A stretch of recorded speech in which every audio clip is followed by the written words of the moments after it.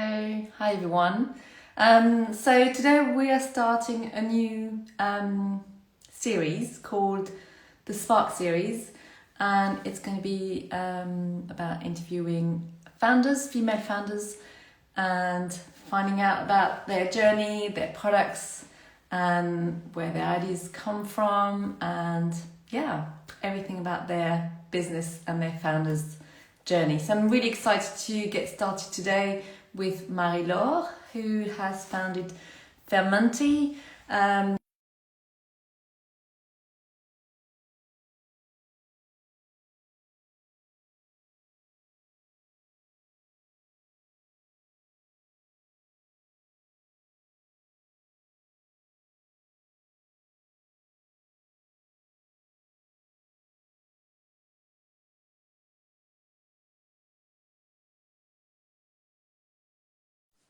Maybe she'll get something that says, oh, here.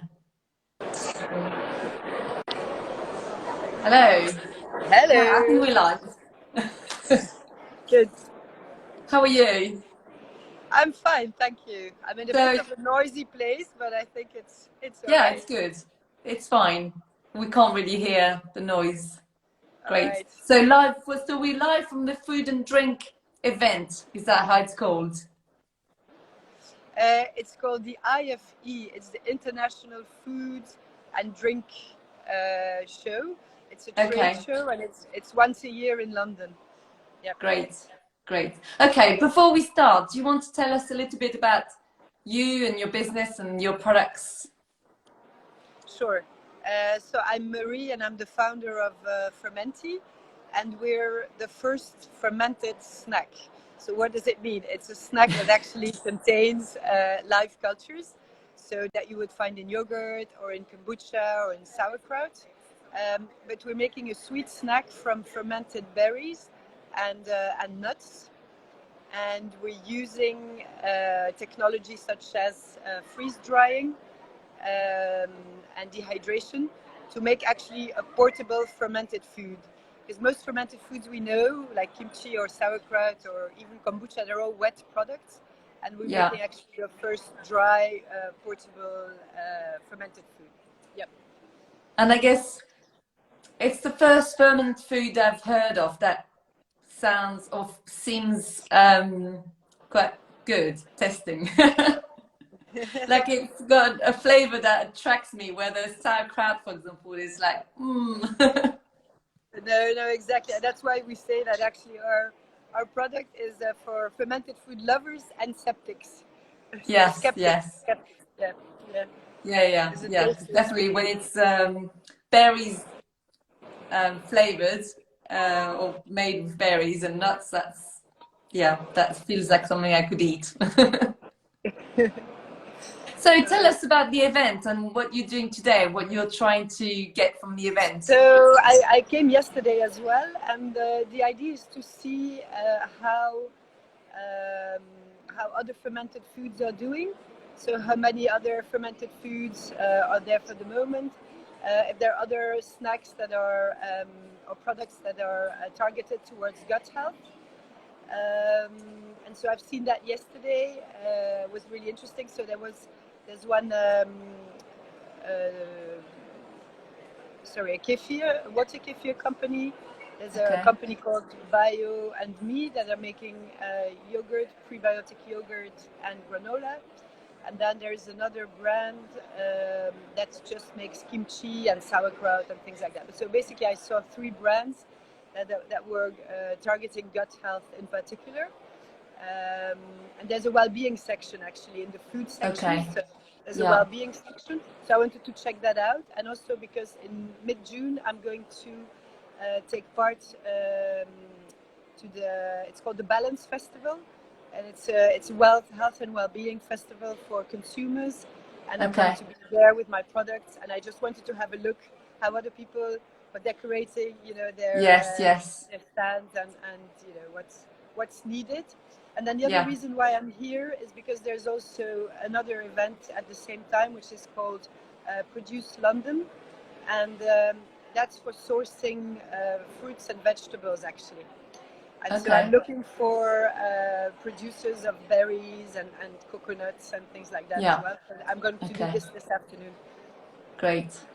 Great. So, and I was thinking actually, you talk about the event you're going to be doing in June, but maybe next year you'll be having your own little stall at this event, or your own little, I don't know how it's called, but your little corner. Yes, I actually wanted to take part this year, but my shelf life of the packaging completely isn't long enough at the moment. So I'm having 1 month, but I'm sure with the new packaging I should go up to 6 months. And as I wasn't completely ready for retail and everything, I thought it might be better to wait Yeah. for next year and start selling with consumers this year. And so taking part to the consumer show was actually a better choice for me, because it's Yeah. very expensive to rent a place in all these Of places. So course. you need Yeah. to be really, um, very rational about where you're going to show your stuff, and yeah. There's also Yeah. a great opportunity for people to participate to this event here. So if you don't want to pay the stand, you could actually participate in the Innovation Award, and then you get a free place if you get Okay. selected. So for next Okay. year, I'm definitely going to do that. Try that. Yeah. Yeah. Great. Amazing. Some nice projects or exciting projects for next year. That's great. I also want to talk to you about you launching your products. We met about, I think it was about 1 year ago that we first met and online, and at that time you were still testing and finding out what was going to work, and yeah, trying. And so now I know you haven't done a big, what you would call maybe a big launch, but you've already started selling your products, right? Mm-hmm. So tell us a little Yes. bit about that, how that went. So I actually like to have an idea about the reaction of the customers, and then maybe adapt the product. And also because I don't want to spend like huge amount already on branding, on launching, before I really know how people are reacting. If I need to adapt the product, which flavor people like best. So I Yeah, really yeah. want to grow in a kind of an organic way.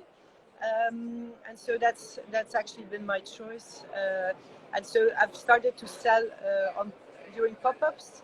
I'm going to do more markets, and then start selling online through my website and through Amazon in about 1-2 months maximum, depending on if I get the package sorted.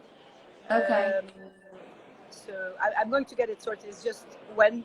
It's probably 1 or 2 months, and it's going to be Yeah, fine. yeah, So I prefer to do it that way, because you need to spend a huge amount of money for in marketing for the launch, and I think yeah, it's better if you start little by little. I know I'm going to have to spend at some point much more if I want to get into big retailers and so on. But for the moment, I think it's fine. Yeah. yeah. That's great. I mean, like I was saying to you, I think is everybody's got different ways of doing it, and as when you start selling, to me anyway, I think once you start selling, you've launched your product, and then there's always you can relaunch, I guess, in a way, and do something big if you want, No, but as exactly. long as you've started selling, that's it. You've started And properly. nothing is set in stone. No, You always need exactly. to adapt, to change things. It's Yeah, lots of trial and error, I've learned. of And course. Yeah, I can so, imagine. yeah. It's different if So you're a big company and you're launching like a new product. It's very different. It's a very different approach. yes, Yeah. yeah, yeah. No, I'm sure. So what has been the reaction so far And the from the reaction customers who've? is very good. Honestly, it's very Yeah, good. Um, yeah, people like the taste. Yeah, it's good. Yeah. great. And how does that I mean, how does that help you for the future of the next step? How does that help you? You know, con- doing what you need to do next. I mean, Yeah. So what's the markets and the pop-ups have helped me to understand people's questions about the product, because they're like, okay, but what exactly is it? It's a very new thing. There's no other Yes. snack with live cultures in it that have been made from from fermentation of bacteria. Sometimes you could find snacks where they would add them artificially. They would add probiotics artificially, but this is really a natural product. So yeah, it's I need to understand what people don't understand and what needs to be clearer in the message, in the labeling. So I think that was a big thing for me. So for example, I know that my current labeling isn't clear enough. I need to be much more clear. Even though live culture is mentioned on the packaging, it's absolutely not clear. People don't see it, so it doesn't.